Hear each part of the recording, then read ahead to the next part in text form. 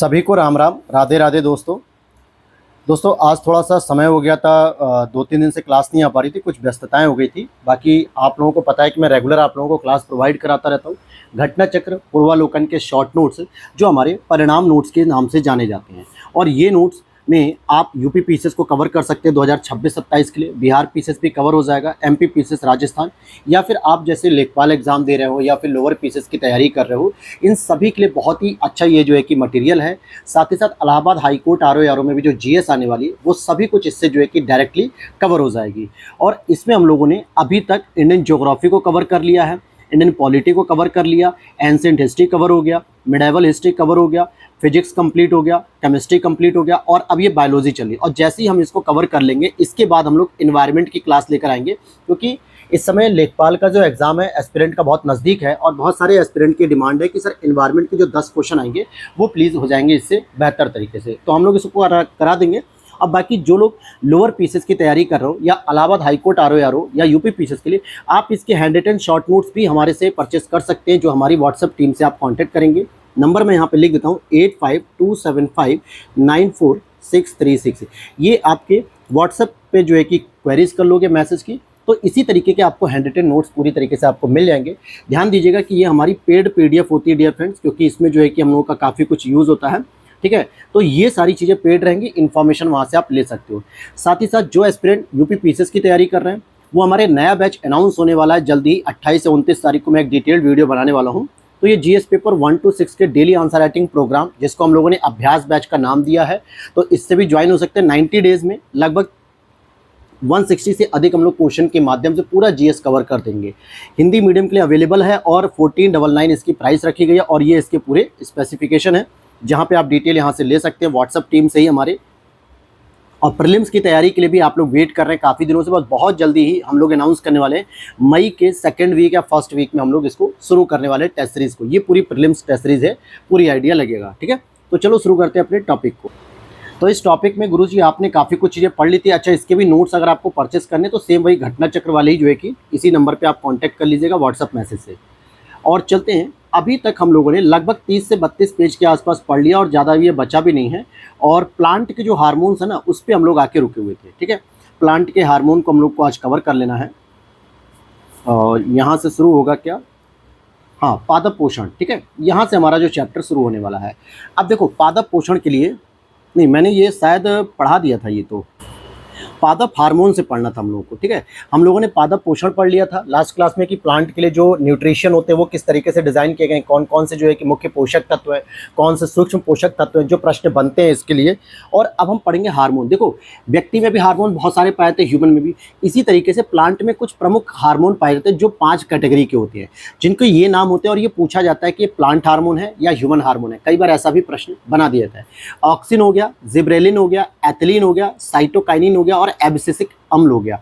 तो इन हार्मोन्स के माध्यम से कौन कौन से जो है कि फंक्शन होते हैं प्लांट में, कौन कौन से चेंजेस होते हैं, ये सभी कुछ कवर करेंगे। जैसे ऑक्सिन जो आपका हार्मोन है, वो क्या करता है, शिखर की प्रधानता करता है। शिखर की प्रधानता का मतलब पेड़ों में जो है कि वृद्धि करता है। जो टिप वाला पॉइंट होता है उसको ग्रोथ देता है, उसकी ग्रोथ को बेहतर करता है। जिब्रेलिन की बात करेंगे तो कोशिका की वृद्धि, क्योंकि भैया प्लांट क्या है, एक सेल ओरिएंटेड है। जैसे हमारा ह्यूमन बॉडी है, सजीव है, और इसमें हमारे सेल होते हैं। सेल के विभाजन से हमारे नई सेल बनती है, फिर टिश्यू बनते हैं, फिर टिश्यू से बॉडी ऑर्गन्स बनता है, पूरा स्केलेटन बनता है। तो उसी तरीके से प्लांट में भी जो सेल होती है, उनकी सेल को ग्रोथ के लिए डिपेंड करता है जिब्रेलिन हार्मोन। अगर ये जिब्रेलिन हार्मोन नहीं होगा तो सेल की ग्रोथ रुक जाएगी, और कहीं ना कहीं पेड़ मुरझा जाएगा। तो जिब्रेलिन बहुत इंपॉर्टेंट है, जो कोशिका को वृद्धि करता है। साइटोकाइनिन की बात करेंगे तो कोशिका विभाजन। अब देखो, कोशिका वृद्धि का मतलब हो गया कोशिका का अपने आप में विकास करना, अपने आप में सेल का विकास करना, ताकि वो हर चीज़ से मैच्योर हो सके सेल, ठीक है। एक होता है प्रोकैरियोटिक और एक होता है यूकैरियोटिक सेल। तो हमारी बॉडी में जो यूकैरियोटिक सेल है, तो इसको डेवलप भी तो करना होगा, जिसमें न्यूक्लियस भी लाना पड़ेगा, साइटोप्लाज्म भी होगा, डीएनए भी होगा, हिस्टोन प्रोटीन भी होगा, तमाम ऐसी चीज़ें होंगी। ठीक इसी प्रकार से पेड़ों में भी कोशिका की वृद्धि होती है। लेकिन कई सारी जो कोशिकाएं बनती हैं वो कोशिका विभाजन से होता है। आपको मैंने ह्यूमन सेल में पढ़ा था कि जो पुरानी कोशिका होती है, जब उसका विभाजन होता है तो नई कोशिकाओं का जन्म होता है। फॉर एग्जाम्पल, जब आप मतलब किसी एक कपल की शादी होती है तो उसके बाद एक नया बच्चा पैदा होता है, तो इट मीन्स कि क्या हुआ कि कोशिकाओं का विभाजन होने से एक नई जनरेशन का जन्म हुआ। ठीक उसी प्रकार से कोशिकाओं के डिवीजन के लिए जो सबसे इम्पॉर्टेंट है वो है साइटोकाइनिन। ठीक, और वृद्धि अवरोधक का मतलब हो गया एब्सिसिक एसिड। अगर एब्सिसिक एसिड की कमी है तो वृद्धि अवरोध होगी, यानी कि पेड़ों की वृद्धि नहीं हो पाएगी। तो ये कुछ प्रमुख है। बाकी एथिलीन भी आपने अभी देखा, तो एथिलीन फलों को पकाने के लिए होता है। हालांकि एथिलीन की जगह अब एसिटिलीन का भी बहुत लोग प्रयोग कर रहे हैं, लेकिन ये कृत्रिम है और इसको बैन किया गया है। आगे पढ़ेंगे सारी चीजें अभी हम। जैसे यहाँ से देखोगे कि सूखे से संबंधित सहिष्णुता वाला हार्मोन कौन सा है? एबिसिसिक एसिड। अर्थात कि कोई ऐसा पेड़ पौधा है जो ऐसी जगह पे उपजाया जा रहा है या ऐसी जगह पे जो है कि उसकी ग्रोथ हो रही है जहाँ पे सूखा है, बहुत ज़्यादा पानी वगैरह है, बहुत ज़्यादा मिनरल्स नहीं है, लेकिन फिर भी एबिसिसिक एसिड होने की वजह से वो पेड़ आराम से ग्रो कर सकेगा। गैसीय उपस्थिति में पाया जाने वाला पादप हार्मोन क्या होता है? एथिलीन होता है, और यह फल पकाने में सहायक होता है। तो ये किस अवस्था में मिलता है? गैसीय अवस्था में। भाई गैस के फॉर्म में मिलता है, जो फलों के अंदर जाके फल को पकाता है, नेचुरली तरीके से पकाता है। और नेचुरल तरीके से जो फ्रूट्स पकते हैं वो सामान्यतः बहुत ही अच्छे और बहुत ही गुणकारी होते हैं। लेकिन इसके साथ ही अब वर्तमान में एसिटिलीन गैस का भी कृत्रिम रूप से फल पकाने में प्रयोग किया जा रहा है, जबकि इसको बैन किया जा चुका है कि भाई आपको कार्बाइड हो गया, एसिटिलीन हो गया, ये सब बहुत ही पॉल्यूशन फैला रही हैं, पर्यावरण को नुकसान दे रही हैं, इसलिए इन पे बैन लगा हुआ है। लेकिन आज भी लोग कार्बाइड वगैरह का प्रयोग करके आम पका रहे हैं, केले पका रहे हैं, पपीते पका रहे हैं। लेकिन अगर आप उसको टेस्ट करोगे तो न तो आम, केले, पपीते, इन ऐसे फलों में कोई टेस्ट नहीं आ रहा, उनका कोई स्वाद नहीं रह गया उसका, ठीक है। और बिना निषेचन के फलों का विकास जो होता है तो उसे अनिषेक फलन कहते हैं। यानी कि अगर कोई ऐसा फल है जो बिना निषेचन यानी बिना जाइगोट के अगर वो डेवलप हो रहा है तो ऐसे फलों को हम निषेक फल कहते हैं। क्या कहते हैं? अनिषेक फलन कहते हैं। तो यहाँ पे ये जो 5 हार्मोन थे ना, बस इनके बारे में इतना ही प्रश्न बन जाएगा। आगे देखते हैं पादप जनन। अब पादप जनन की बात करोगे तो देखो, पादप जनन में जो सबसे इंपॉर्टेंट रोल प्ले करता है वो होता है फूल। अगर फूल नहीं होगा तो किसी भी पादप के अंतर्गत जो है कि रिप्रोडक्शन सिस्टम या जनन की प्रक्रिया पूरी नहीं होगी। तो फूल ही उसका सबसे इंपॉर्टेंट है। भले वहाँ पे फल आए ना आए, लेकिन अगर पुष्प आ रहा है तभी वो जो है कि पौधा आगे ग्रो करेगा, आगे प्लांट ग्रो करेगा। अब इस पुष्प में ही कई सारी चीज़ें मिलती हैं। अगर आप देखोगे कि इसका जो यहाँ से शुरू करते हैं, ये वाला जो एरिया होता है, मैं ग्रीन कलर कर लेता हूँ ताकि आपको समझा सकूँ।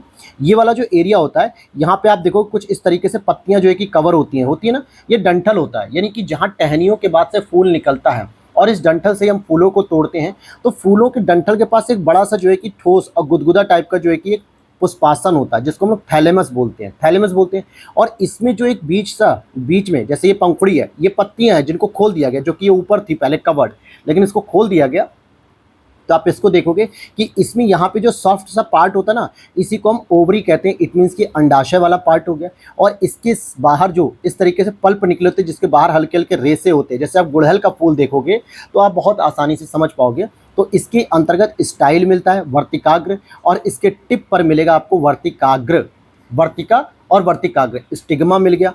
और साथ ही साथ ये वाला जो एरिया होता है साइड में, और ये आपका इसके टिप पर क्या होता है? परागकोश होता है, यानी कि एंथर होता है, और इसको हम लोग फिलामेंट यानी तंतु कहते हैं। और इसी के अंदर ओवरी के अंदर ही बीजांड आपका स्थित होता है, ओवल यानी अंडा कह सकते हो। तो ये पूरा एक आपने स्ट्रक्चर देख लिया पुष्प के बारे में। तो क्या क्या समझा कि पुष्प में आपको क्या क्या मिलेगा? सर डंठल मिलेगा, पुष्पासन मिलेगा, थैलेमस, इसमें सर ओवरी मिलेगी, इसमें वर्तिका मिलेगा, इसमें वर्तिकाग्र मिलेगा, स्टिग्मा, इसमें परागकोश मिलेगा, इसमें फिलामेंट मिलेगा, इसमें बीजांड मिलेगा। ये सारी चीज़ें आपने देखो अलग अलग पॉइंट पे मैंने टिप करके बनाया है, ताकि दिमाग में एक इमेज बनी रहेगी, तो जब भी प्रश्न आएगा तो आसानी से सॉल्व हो जाएगा।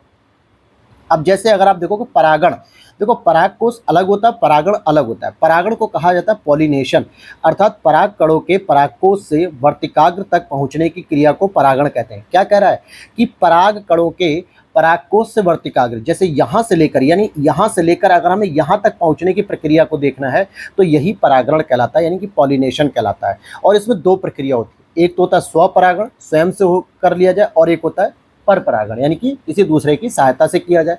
तो पॉलिनेशन की प्रक्रिया क्या होती है कि जब परागकोश जो होते हैं, एंथर जो होते हैं, जब वो आपके वर्तिकाग्र यानी स्टिग्मा के स्टेज में पहुंचने का प्रयास करते हैं तो उन्हें ही क्या कहा जाता है? परागकोश से वर्तिकाग्र की प्रोसेस को पॉलिनेशन यानी कि परागण कहते हैं। प्रश्न क्या बनेगा कि क्या परागण स्वयं से हो सकता है? तो सर स्वयं से भी होता है, पर परागण, दोनों प्रक्रियाएं यूज की जाती हैं यहाँ पर। अब इसका और विस्तार से हम समझेंगे। एक पुष्प में पुंकेसर एवं स्त्री केसर मिलकर ही प्रजनन अंगों का निर्माण करते हैं। अब सोचिए, एक ही फूल में, ऐसा नहीं कि भाई ह्यूमन बीइंग हो गए या एनिमल बीइंग हो गए, इनमें तो जो है कि नर और मादा अलग अलग होकर आराम से होता है। लेकिन यहाँ पर आप पुष्प में देखोगे तो इसी पुष्प में एक ही फूल में आपका मेल और फीमेल दोनों के ऑर्गन्स इंक्लूड होते हैं। तो एक पुष्प में आपको पुंकेसर एवं स्त्री केसर मिलकर ही प्रजनन अंगों का निर्माण करते हैं। ठीक, यहाँ तक बात समझ में आ गई। आगे देखते हैं, पौधों में अर्धसूत्री विभाजन। पौधों में अर्धसूत्री विभाजन यानी कि मियोसिस के अध्ययन हेतु सबसे उपयुक्त भाग जो होता है परागकोश होता है, और इसमें अर्धसूत्री विभाजन के बाद परागकणों का निर्माण होता है। अब सोचो परागकोश क्या है, ये होता है एंथर, और क्या लिख रहा है आपको कि अर्धसूत्री विभाजन यानी कि मियोसिस के अध्ययन के लिए सबसे उपयुक्त जो भाग होता है वो एंथर यानी कि परागकोश होता है, और इसमें अर्धसूत्री विभाजन के बाद परागकणों का निर्माण हो जाता है। किसका होता है? परागकणों का निर्माण होता है। पुंकेसर क्या होता है? पुंकेसर मेल का ऑर्गन होता है यानी कि नर जननांग होता है, और इसमें परागकोश एवं तंतु होते हैं। इसमें परागकोश एवं तंतु होते हैं, फिलामेंट। जबकि स्त्री केसर जो होता है अंडप यानी ये मादा का जननांग होता है, जिसमें आपको अंडाशय मिलेगा, वर्तिका मिलेगी और वर्तिकाग्र मिलेगा। तो आपने जरा इस फूल को फिर से देखना है। इस फूल में आपने देखा कि सर ये वाला जो पूरा पार्ट है ना, ये फीमेल को रिप्रेजेंट कर रहा है, जिसमें आपका वर्तिकाग्र हो गया, वर्तिका हो गया और अंडाशय हो गया। लेकिन ये जो बाहर वाला पार्ट है, ये वाले जो दो पार्ट अलग अलग दिख रहे हैं, ये वाला एक जो मैंने किया और एक ये वाला, ये मेल यानी कि पुंकेसर को इंडिकेट कर रहा है, क्योंकि इसमें परागकोश और तंतु मिल रहा है। तो अब अगर आपसे प्रश्न एक मैं पूछ लूँ कि अगर आपसे कहा जाए कि स्त्री केसर के कौन कौन से पार्ट आएंगे, तो आपको बताना वर्तिकाग्र, वर्तिका, अंडाशय, बीजांड, ये चारों जो है कि स्त्री केसर के पॉइंट हो गए। जबकि अगर पुंकेसर की बात करें तो परागकोश और तंतु ये दोनों ही इसके हो जाते हैं। समझ आ गया? तो पुंकेसर और स्त्री केसर दोनों एक ही पुष्प में पाए जाते हैं। और क्या कहा मैंने यहाँ पर, अगर ध्यान दिया होगा कि यहाँ पर आपने पढ़ा होगा कि परागण यानी कि पॉलिनेशन की क्रिया कब होगी? जब यहाँ पे परागकोश से वर्तिकाग्र तक पहुंचने की क्रिया, अर्थात ये जो मेल ऑर्गन है जब ये फीमेल ऑर्गन तक पहुंचेगा तो यहाँ पर परागण होगा यानी कि पॉलिनेशन होगा और नए पुष्प का जन्म होगा। तो यही पूरी प्रक्रिया होती। तो एक ही पुष्प में आपको स्त्री केसर और पुंकेसर दोनों ही मिल गए, और दोनों के जो अलग अलग पार्ट हैं वो भी मैंने आपको डिफाइन कर दिया। क्या समझ आ गया कि नहीं आ गया? जी सर। आगे देखते हैं, पौधों में गूटी लगाना। गूटी लगाना एक कृत्रिम कायिक प्रवर्धन की एक तकनीक है जो वानस्पतिक सघनता एवं विस्तार हेतु किया जाता है। देखो, गूटी लगाने को ही हम लोग कलम लगाना भी कह देते हैं, यानी कि एक पौधा होता है और उसमें कट करके जो है कि एक नई कलम लगाते हैं, एक तरीके से उसकी सेल को और डेवलप करते हैं, उसके तने को और डेवलप करते हैं, जिससे और अन्य पौधे बनाए जा सके। यानी एक ही पौधे से हम कई सारे पौधों का निर्माण कर लेते हैं, उसके तने को काट काट के छोटे छोटे तने काटते हैं। वैसे जैसे एक सिंपल सी बात करें, एक गन्ने को देख लो, आप गन्ने को देखोगे तो यहाँ पे जो अलग अलग जो गन्ने के हिस्से होते हैं उसमें एक कील होती है छोटी छोटी, ठीक है।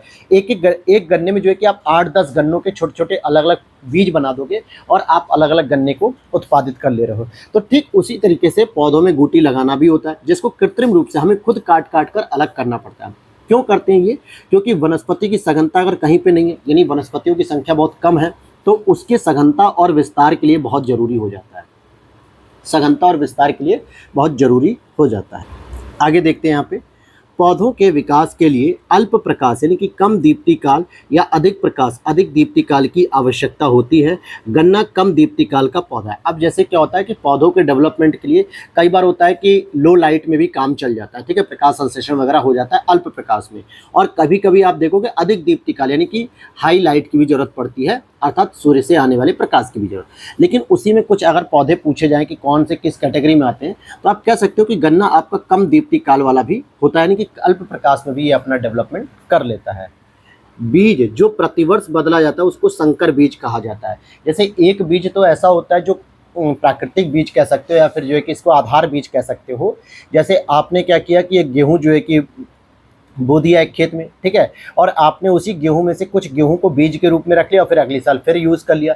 या धान में ज़्यादातर ऐसे लोग करते हैं कि धान को बो दिया, चावल हो गया, लेकिन उसी में से कुछ धान को, ठीक है, चावल में कन्वर्ट करने से पहले बीज के रूप में रख लिया, 10-12 किलो अच्छा चावल है तो ये सब चीज़ें।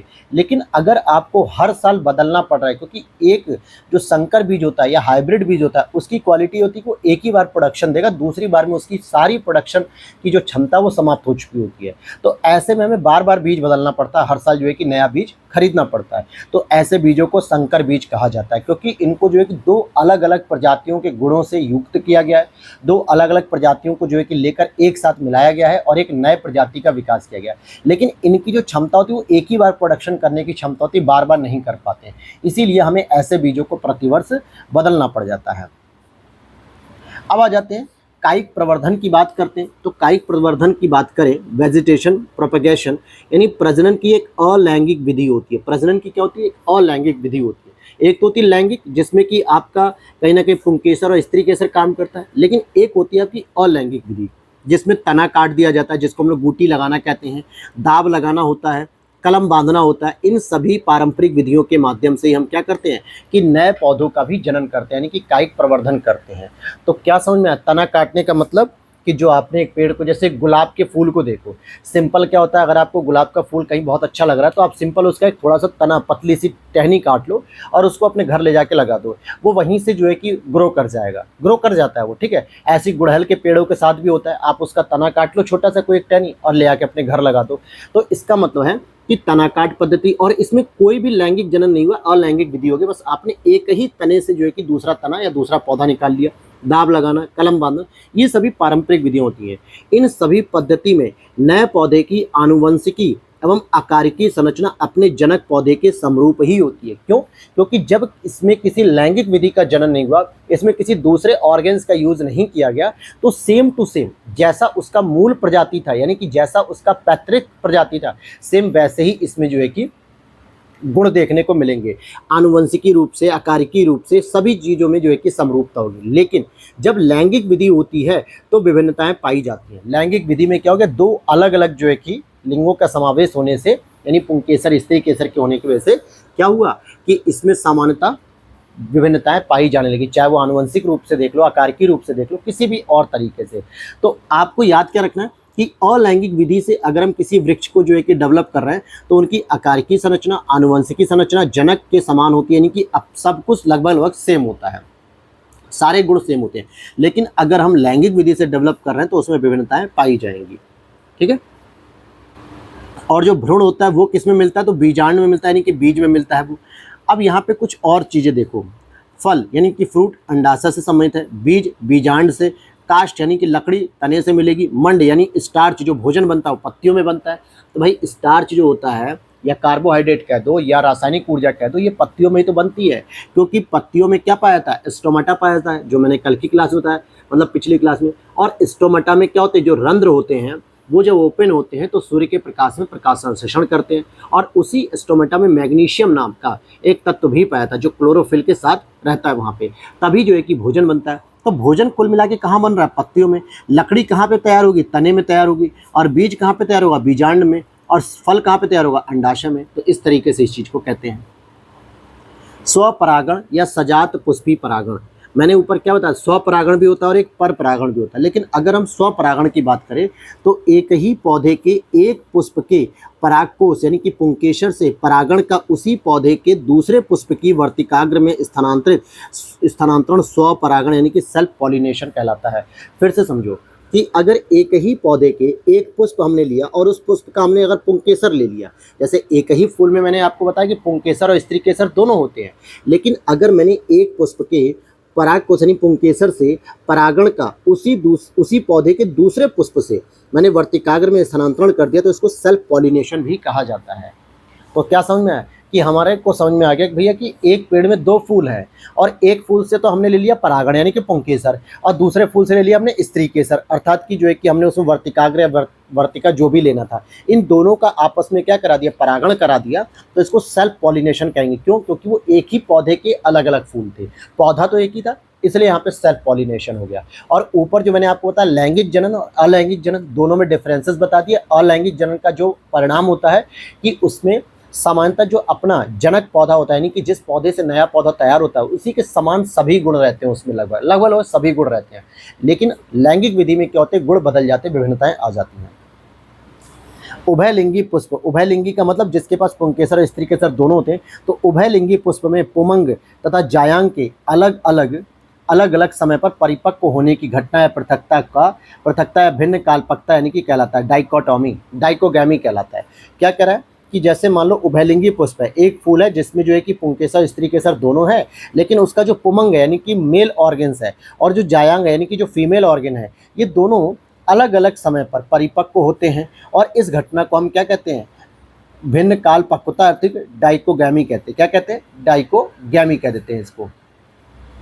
अब आ जाते हैं पादपों का आर्थिक महत्व। भैया ये प्रश्न तो बहुत आसान है, लेकिन फिर भी यहाँ पर क्या है कि कुछ उसको इकोनॉमिक पर्सपेक्टिव से जो नई नई प्रजातियाँ बनाई जाती ताकि उत्पादन अधिक हो, उत्पादकता बढ़े, आर्थिक विकास बढ़े, निर्यात बढ़े, तो इसके लिए कई बार क्या होता है एग्जाम में कुछ बेसिक उनकी जो है कि प्रजातियों को पूछा जाता है। जैसे आम की आम्रपाली किस्म का विकास दशहरी और नीलम आम के संकर से हुआ है। यानी जो आम की जो आम्रपाली किस्म है जो बहुत ही डेवलप की गई है, बहुत ही डिमांडिंग होती है, इसका जो विकास हुआ है वो दशहरी आम और नीलम आम इन दोनों की क्रॉस प्रजाति से बना है। काशी लालिमा की अगर देखोगे तो काशी लालिमा ये आपकी भिंडी की प्रजाति है। वरुणा सरसों की प्रजाति, दिस इज इंपॉर्टेंट, ये बहुत बार पूछा था वरुणा। सपना मटर की प्रजाति है। सूर्या आलू की प्रजाति है। कौशल आपके मूंगफली की प्रजाति, ये भी कई बार पूछा जाता है।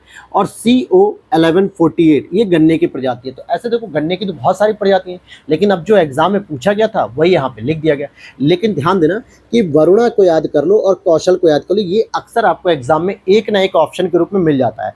तो मैं कहता हूँ 4 प्रजाति में से अगर आपको एक भी याद आ गई तो एटलीस्ट आपने 33% रिस्क को कम कर लिया और केवल 66% रिस्क बचेगा, तो आप उसको एलिमिनेट कर सकोगे। तो वरुणा किसकी है? सरसों की है। कौशल किसकी है? मूंगफली की है। ये इसकी प्रजाति हो गई। लिटमस क्या करता है? लिटमस अम्ल क्षार सूचक प्राप्त होता है। जो लिटमस होता है वो अम्ल क्षार सूचक प्राप्त होता है लाइकेन से। नीम में एजाडीरेक्टिन नामक रसायन पाया जाता है। इसमें कीटनाशक कवकनाशक गुण होता है। यानी कि ये जो नीम के पौधे होते हैं जिनको हम लोग बहुत ही हेल्दी मानते हैं, यानी कि बहुत अच्छी दवा मानते हैं। क्यों मानते हैं? क्योंकि कीटनाशकों और कवक को जो है कि समाप्त कर देते हैं, इसको जो है कि समाप्त कर देते हैं।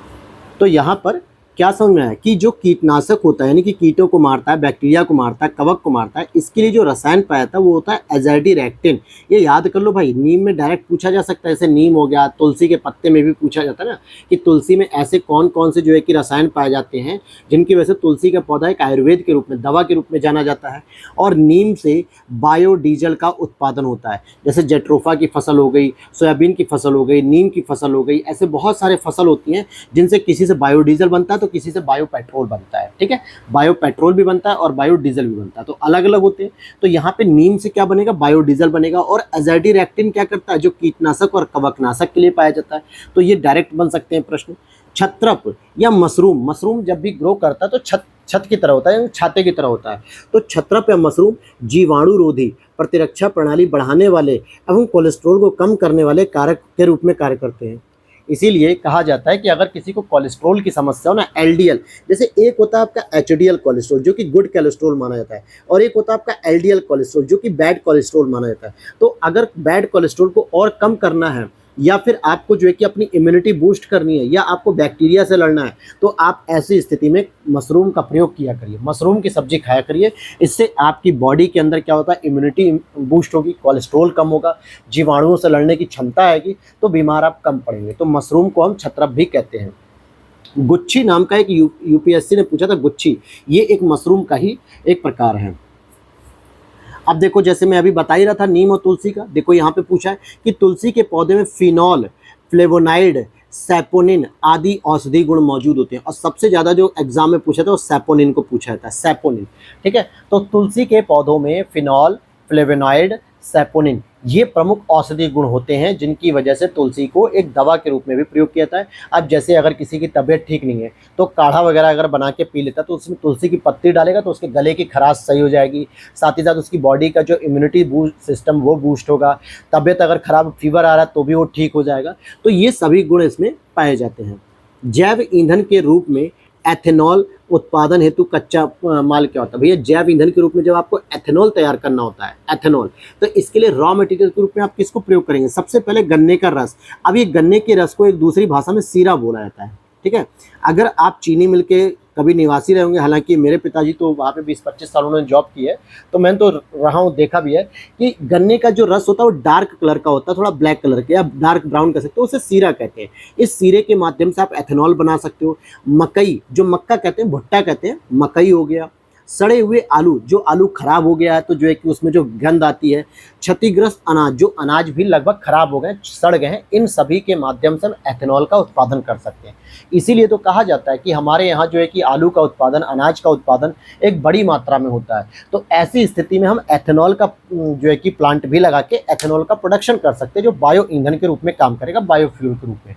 क्योंकि भाई हमारे यहाँ अधिक मात्रा में अनाज तो पैदा हो रहा है, लेकिन उसके क्षतिग्रस्त होने की भी तो संभावना है। अब जितना भी पौधों का अपशिष्ट है, अभी जैसे देखो गेहूं की कटाई चल रही है, ठीक है, तो बहुत सारी चीजें आप देखो, गेहूं अलग हो गया, भूसा अलग हो गया, लेकिन उसके बाद भी तो जमीन में मल्चिंग वाली पद्धति, यानी जड़ें बची हुई हैं, उन जड़ों को हम अपशिष्ट के रूप में तो जानते हैं। अगर हम उसका प्रयोग करते हैं तो एथेनॉल बना सकते हैं, बायोफ्यूल की कमी को पूरा कर सकते हैं। अब यहाँ पे देखो पेट्रोक्रॉप्स है, यानी कि जो पेट्रोल बनाने के लिए जो मुख्यतः हाइड्रोकार्बन्स और लिपिड प्रचुर मात्रा में पाया जाना चाहिए, तभी वो पेट्रोक्रॉप्स मानी जाएंगी, यानी कि जो पेट्रोलियम से संबंधित उत्पाद बनाएंगी। जैसे जेट्रोफा, और जेट्रोफा का एक नाम होता है रतनजोत और करंज, ये भी होता है। अभी मैंने आपको ऊपर बताया था नीम के बारे में, बायोडीजल के लिए यूज होता है। ऐसी पेट्रोक्रॉप्स में आपका जेट्रोफा और करंज का प्रयोग हो जाता है। अब देखते हैं यहाँ पे कुछ पौधे हैं और उसका उपयोग। जैसे ब्राह्मी एक पौधा है, ठीक है, ब्राह्मी लिपि नहीं, लिपि अलग है। ब्राह्मी प्राणायाम भी होता है, ये मस्तिष्क का टॉनिक होता है, ठीक है। अगर आप ब्राह्मी को यूज़ करते हैं खाने में, पीने में, जैसे भी दवा के रूप में, या जैसे पतंजलि वाले बहुत निकालते हैं इसको, तो ये मस्तिष्क का टॉनिक हो गया आपका। टॉनिक कैसे हुआ सर? क्योंकि ये आपकी ब्रेन की पावर को बढ़ाता है, ये आपकी मेमोरीज को बढ़ाता है, स्ट्रॉन्ग करता है, आपको रिटेन करने की मजबूती देता है, किसी भी चीज़ को आप पढ़ें तो याद रह सके। और सदाबहार की बात करें तो ये मधुमेह को दूर करने वाला, सदाबहारी वृक्ष की बात करें, ये इस वनस्पति का नाम है। पुदीने की बात करें तो पाचन में सहायक होता है। भैया जिसको पाचन की समस्या है, गैस की समस्या है, वो पुदीने का पानी पिया करे। अब पानी कैसे सर? पानी में जो है कि बॉयल करने को रख दिया 1 गिलास, और थोड़ा सा वो जब कम हो गया तो पुदीने का सारा अर्क जिसे कहते हैं, रस, वो पूरा उसमें चला था, उससे पाचन शक्ति अच्छी रहती है। तुलसी की बात करें तो तुलसी में क्या होता है? कफोत्सारक खांसी, यानी कि अगर किसी को खांसी आ रही है, बलगम आ रहा है, तो ऐसी स्थिति में उसे तुलसी और मैं तो कह रहा हूँ पुदीना, इन दोनों को मिलाकर जो है कि अगर पिलाया जाए तो और बढ़िया रिजल्ट आता है। या फिर अगर आपको तुलसी पिलानी तो तुलसी में आप नीम डाल लो, तुलसी के साथ आप उसमें काली मिर्च डाल दो, अदरक डाल दो और लौंग डाल दीजिए, तो इन सभी के साथ आप पिलाते हैं तो खांसी की समस्या दूर हो जाती है। और नीम का प्रयोग मच्छर विकर्षक के रूप में किया जाता है। जैसे आप देखोगे कि गांव में क्या होता है, जब कहीं पे मच्छर लगते हैं तो लोग क्या करते हैं, वहाँ पे सूखी हुई जो नीम की पत्तियां ना, उन्हें जलाना शुरू करते हैं, जिससे मच्छर भाग जाते हैं। या कई लोग क्या करते हैं, घरों के अंदर जो है कि मच्छर को भगाने के लिए नीम की पत्तियां जला देते हैं, सुलगा देते हैं, उससे जो धुआं निकलता है, उस धुएं में जो रसायन होता है, जो क्या करता है, कवकनाशक होता है, कीटनाशक होता है, तो उससे मच्छर को भी भगाने में काम होता है। हालांकि नीम का तेल भी बना लिया जाता है तो भी मच्छर विकर्षक के रूप में प्रयोग हो जाता है। तो ये कुछ पौधे जिनका उपयोग लिखा हुआ है। कैफीन, ये उपस्थित रहती है किसमें? चाय में रहती है, कॉफ़ी में रहती है, शीतल पेय में रहती है, आदि में। ये एक नशे के रूप में काम करता है, जो हमारे ब्रेन को जो है कि सिग्नल देता है और एक तरीके से अलग ही जो है कि नशा पैदा करता है। तो चाय, कॉफ़ी, शीतल पेय आदि में। समुद्री खरपतवार बहुकोशिकीय शैवाल हैं। समुद्री खरपतवार कैसी है? यूकैरियोटिक शैवाल है, यानी बहुकोशिकीय शैवाल है, मल्टी सेलुलर शैवाल।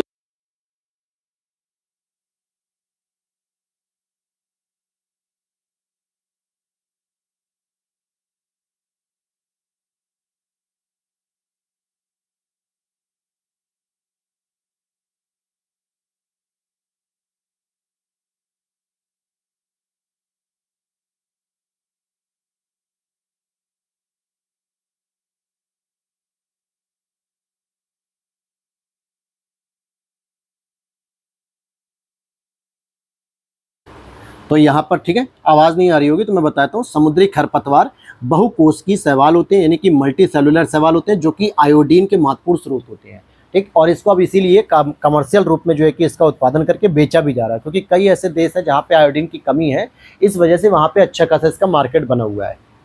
और आगे देखते हैं, जैसे कुछ उत्पाद हैं और वो कहाँ से प्राप्त होते हैं। जैसे अफीम, अफीम कहाँ से मिलती है? पेपेवर से मिलती है, यानी कि फलों से मिल जाती है। हींग कहाँ से मिलती है? तो फेरुला नाम के वृक्ष की जड़ों से मिलती है। रबर कहाँ से मिलता है? तने से मिलता है, जो तने से जो लेटेक्स निकलता है, दूध निकलता है, वहाँ से रबर बनती है। और कुनैन, ये सिनकोना नाम का एक वृक्ष होता है जिसकी छाल से निकलती है, और ये कुनैन से किसकी दवा बनती है? मलेरिया की दवा बनती है। किसकी? मलेरिया रोग की दवा बनती है। और आगे बात करते हैं, अफीम अधपके फल के लेटेक्स से प्राप्त होता है। जो अधपका फल होता है उसके लेटेक्स से प्राप्त होता है। और अफीम का मुख्य अवयव मार्फिन होता है। अफीम का जो मुख्य अवयव होता है वो मार्फिन होता है, और अफीम का अवसादकारी दवा के रूप में भी प्रयोग किया जाता है। जैसे अफीम क्या होता है? एक ड्रग्स तो है, लेकिन आप देखोगे जितनी भी दवाइयाँ बनती हैं वो उन्हें क्या कहता है? ड्रग ही तो कहा जाता है, लेकिन वो दवाई के रूप में, ताकि आपकी हेल्थ को अच्छा कर रहा है, आपकी नींद को प्रॉपर कर रहा है, आपके ब्रेन को स्ट्रॉन्ग कर रहा है, लेकिन उसमें उसकी मात्रा इतनी कम होती है कि व्यक्ति को नशा नहीं होता, बल्कि वो हेल्थ इंप्रूव कर रहा होता है। जबकि अफीम को डायरेक्ट अगर आप ड्रग्स के रूप में लेते हो तो वो ज़्यादा प्रॉब्लमेटिक होता है। तो क्या समझ में आया कि अफीम का अवसादकारी दवा के रूप में भी प्रयोग किया जाता है। जो लोग डिप्रेशन वगैरह में होते हैं उनके लिए अफीम का प्रयोग किया जाता है दवा के रूप में। ठीक, तो यहाँ तक आज की हमारी क्लास रहेगी। अब इसके बाद हम लोगों को जो विषाणु पढ़ने हैं, ठीक है, तो अब यहाँ पे जो है कि ये अफीम का अवसादकारी वाला मैंने बता दिया, और विषाणु से संबंधित ये जो जनित रोग हैं इनको जो है कि हम लोग अब कल से पढ़ेंगे। विषाणु जनित हो गया, जीवाणु जनित भी आएगा, हाँ जीवाणु जनित भी है, और फिर कवक जनित भी है, क्योंकि ये डायरेक्ट प्रश्न बन जाते हैं। ठीक है, परजीवी रोग, वंशाणु, ये जो आगे की जो 2 क्लासेज आपको मिलेंगी ना, यहाँ से ये मान के चलो कि 2 प्रश्न नहीं तो 1 प्रश्न तो आपको मिलेगा ही मिलेगा यूपी पीसीएस में या किसी भी एग्जाम में। तो ये क्लास बिल्कुल मिस नहीं करनी है आपको। तो आज क्लास थोड़ी सी छोटी रहेगी, लेकिन अब आगे से आपको क्लास पूरी बड़ी मिलेगी। तो मिलते हैं नेक्स्ट वीडियो में। जय हिंद, जय भारत।